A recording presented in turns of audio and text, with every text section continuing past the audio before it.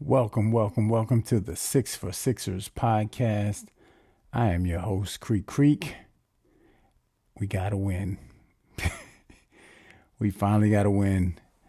The Sixers came into Washington, D.C. on a 4-game losing streak and had lost, I think, 7 of the last 8 or 8 of the last 9. The only win that we've had in probably the entire month was Utah Jazz. So we were on a 4-game losing skid, and again hobbled, riddled with injuries. Batum was out, Covington was out, Mo Bamba was out, Melton is out. Of course, Embiid is out. So we didn't have our A squad, but even when there's men down, there's always a man that steps up. And tonight, we had one step up, one of our young guys. And we've been calling on Nick Nurse to play Terquavion Smith and Ricky Council the fourth. And tonight was Ricky Council's night. He showed up and showed out, made the most of his opportunity. And he looked like the Wizards didn't really have an answer for him, probably because they didn't scout him. And I would say the Wizards aren't very good. The Wizards are sitting at next to last place in the Eastern Conference. I think 1 game out of last place, with the Detroit Pistons being last. So they're not very good. They play a lot of small ball. They don't have any true bigs. But Ricky Council was that spark tonight off the bench, scoring 19 points. He added 10 rebounds, and he was just fired up. It was like he was waiting for that opportunity. In the post-game interview, he said that his brother was in attendance along with his brother's wife. So he was made the most of the opportunity that was given to him by Nick Nurse. And great game, Ricky Council. I mean, what more can we ask for? And really, when there is a deficiency in players, we're looking for somebody to step up, somebody that we don't expect. And tonight it was him. Very efficient game. And 7 for 13 from the field, 5 for 8 from the free throw line. Great game. And I thought the refs just didn't give him a lot of calls, probably because, he's young and not an established player. But I felt that he got fouled a couple of times, and it was no calls. So good game.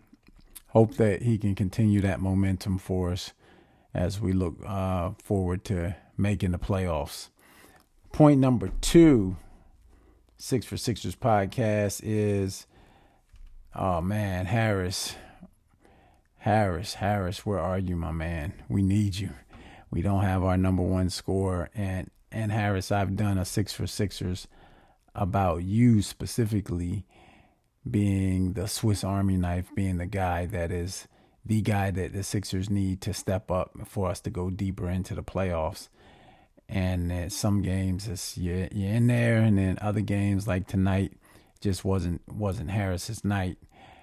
Harris 4 for 14 from the field, and did not play an aggressive game. And I've always said Harris has to shoot like 15 shots. That's what we want from him. So he almost met that quota, whereas in the last game he didn't. Sometimes Harris has a tendency to just not shoot enough to get the amount of points that we're going to need from him. But with Embiid out, we're going to need at least 20 to 25 from Harris consistently every night. And just didn't get it tonight. He was a -8, and he scored 11 points. He added how many rebounds? 7 rebounds, 3 assists. And we just need more from Harris, because with Embiid out, we're dependent on Harry and Maxey to kind of carry that load. So, Harris, I know you got it in you. I believe in you. Always have put you out there as one of the players that we really need. But when it's not going well, we also got to call that out. So Harris got to step up. Point number 2. Point number 3, Tyrese Maxey came back from illness, and he looked he turned it on in the fourth quarter. Put it that way. He really took the game over, ended the game with 28 points. Did not have a great shooting night, but he was just too much to contain. The Wizards did not have an answer for him.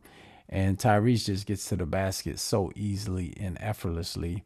He shot pretty well from three, at 3 for 7 from 3-point. But probably most impressive was his 9 rebounds and 7 assists, almost triple double. So he's really our clear cut player, that our number one now, with Embiid out. So we're really dependent on him to step up. Tonight he did. And then more so than just stepping up and scoring a lot of points, but in the closing minutes, who's our go-to player? And he established himself as that tonight, being aggressive, going to the basket fearlessly. And although all his shots weren't dropping, that's not really what we need. We just need him to continue to be aggressive. And he was tonight. So that's point number 3. Point number 4, balanced scoring. I mean, tonight was a shortened rotation, only 8 guys available, and out of those 8, 6 of them were in double figures. And it was obvious in the game that this group of guys that are playing together now are playing unselfish basketball. They are hitting guys with the right passes at the right times. And it really looked good tonight. Again, it's against the Wizards, but still it's good to see a lot of ball movement and a lot of player movement. And the player movement comes from players pretty much knowing that they can get the ball at any moment, that there is not going to be a dominant player or a dominant two-player game going on, as when a lot of times when Embiid and Maxey are playing, you saw like a two-man game. Everybody's involved and everybody's moving around and everybody's anticipating potentially getting the ball. A lot of good passes, and just everybody was involved. So great game team-wise. Also noted they were 74 points in the paint, which is uncharacteristic for us. Most time we make our bread and butter outside of the paint, and tonight they actually put it down in the paint.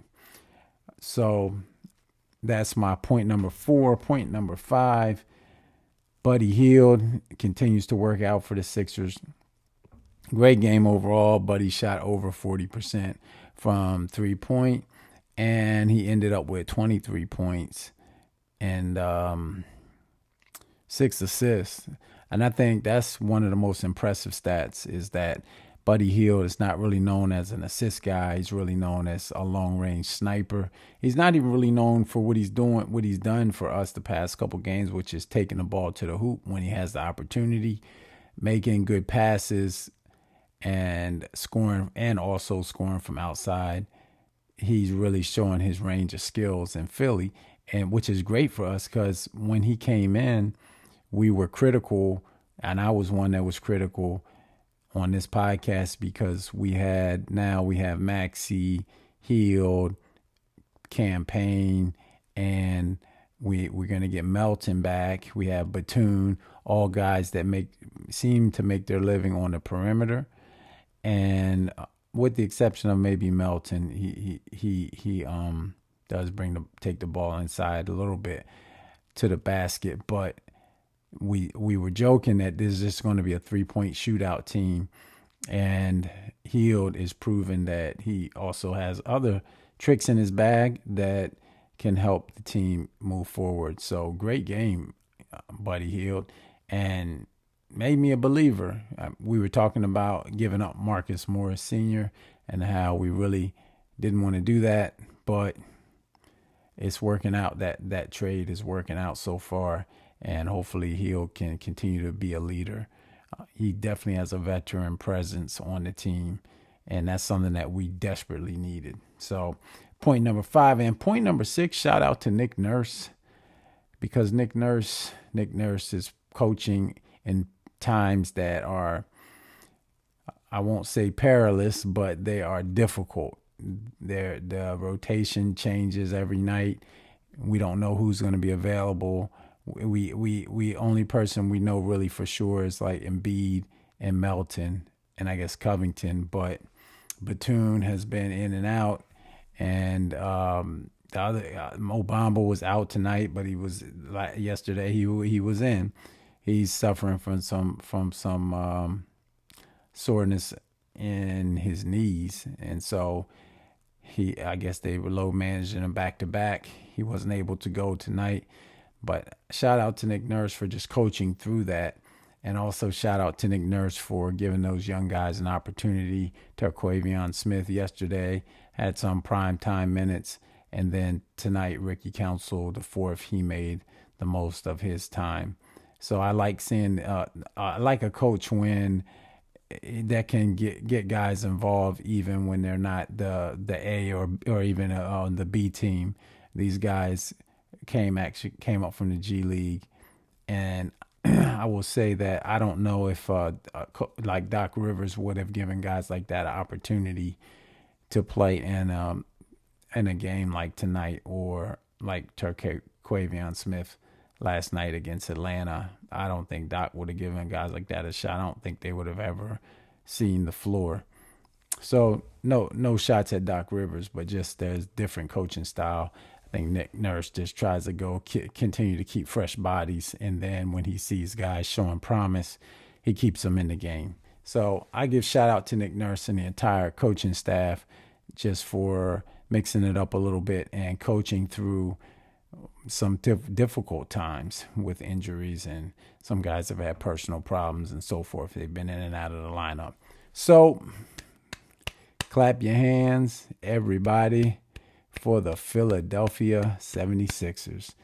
Thank you. We can finally play the song, and hopefully we can play the song again. We get tomorrow off, back in action on Monday. So this is the 6 for 6 for podcast. Please remember to like, subscribe, share, comment, all that good stuff that keeps the podcast building and growing. And if you like the content and you want to be on the show, please hit me up at the 6 for Sixers podcast at gmail.com. I'm your brother Creek. Remember to join the Facebook page as well, the 6 for Sixers. And we're out of here. Play that song. I can't play that. I gotta get a clearance to play the song, the actual song, because I think YouTube would flag it. But I guess I can sing it like I just did. But then when we get off the line, just play the song through your speakers. Keep playing it. Maybe give us some good luck. All right. We'll be back, y'all. Peace.